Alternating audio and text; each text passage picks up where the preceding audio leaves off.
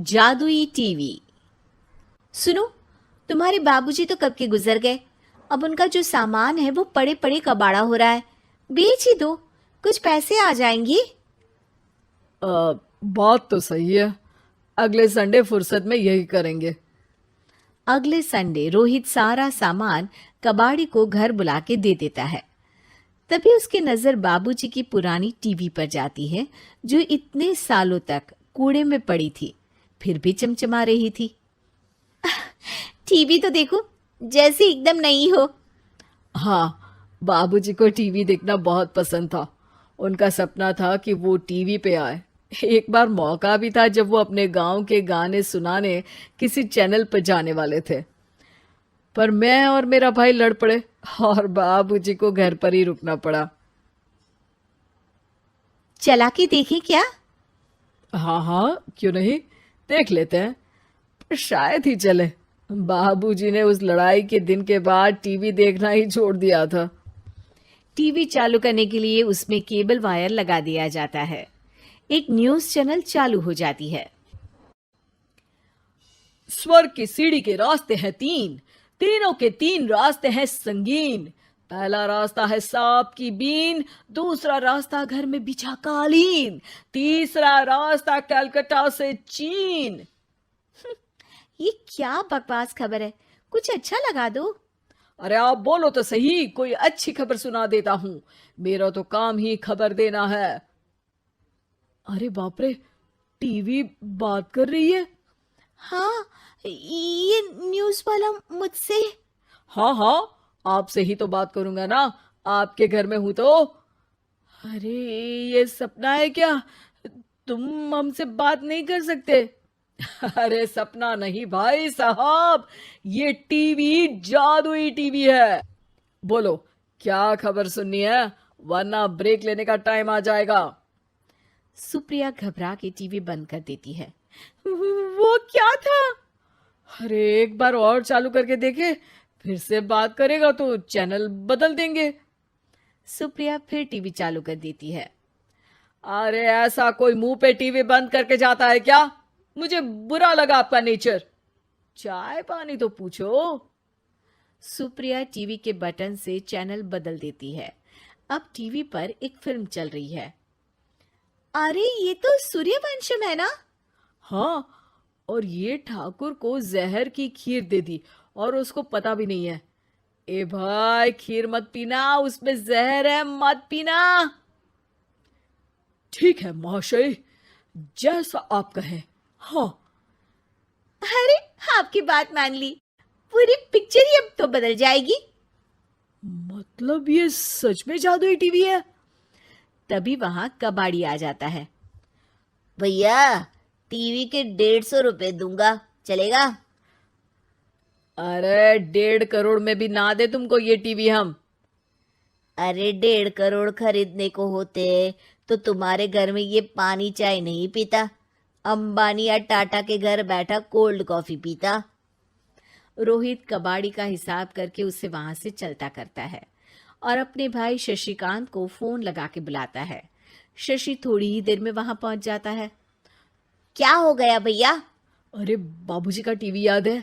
हाँ हाँ, जिसमें घुसे रहते थे हमेशा वो, और अपने को कुछ नहीं देखने देते थे।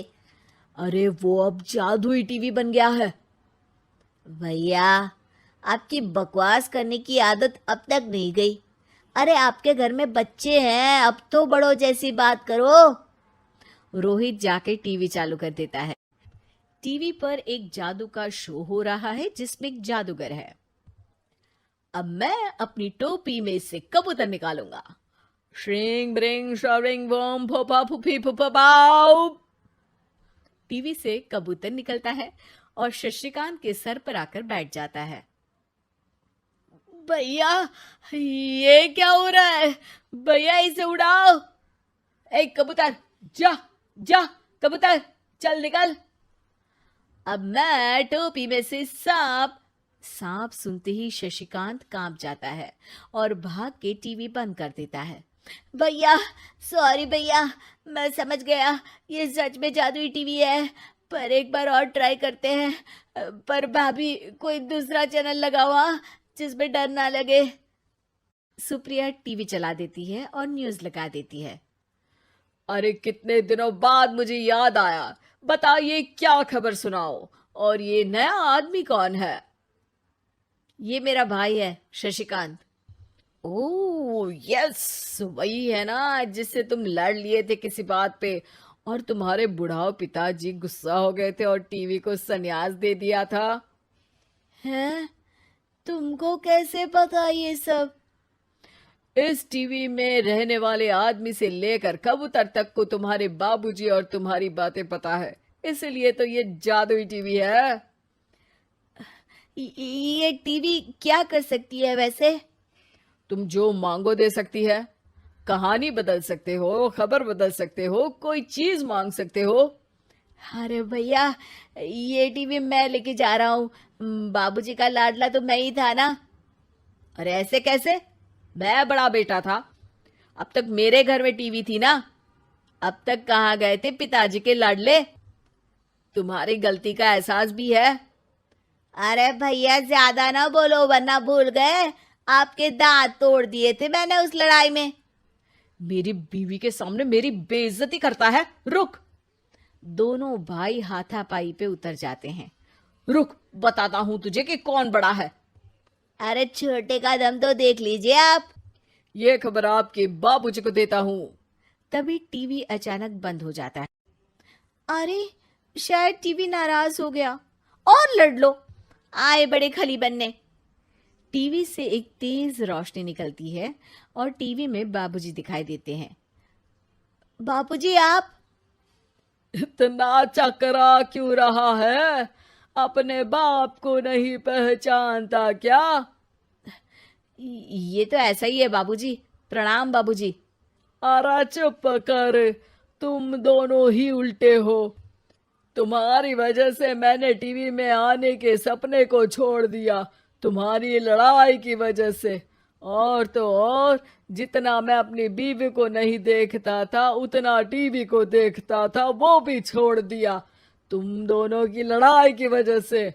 और अब मरने के बाद जब मैंने टीवी को जादुई टीवी बना दिया तो भी तुम इसका फल लेने की जगह लड़ रहे हो। अरे तुम तो लायक ही नहीं हो। अब तुमको बाबा जी का ठुल्लू भी नहीं मिलेगा।